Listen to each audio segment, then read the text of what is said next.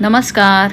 शेंगदाण्याची चटणी खाऊन कंटाळा आला आहे तर चला आज बनवू आपण झणझणीत भुर्का. त्यासाठी घ्या 1 वाटी शेंगदाणे छान भाजून घ्या आणि जाडसर कूट वाटून घ्या.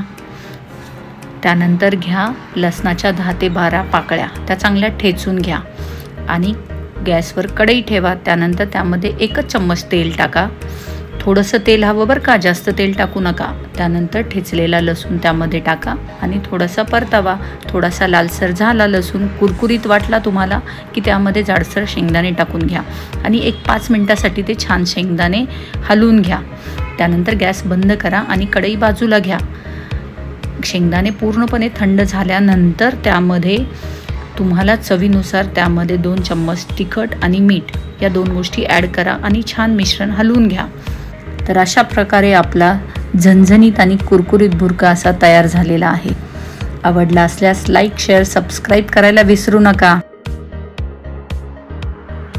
भुर्का आहे मस्त, तुम्ही कराल फस्त. एकदा करून तरी बघा.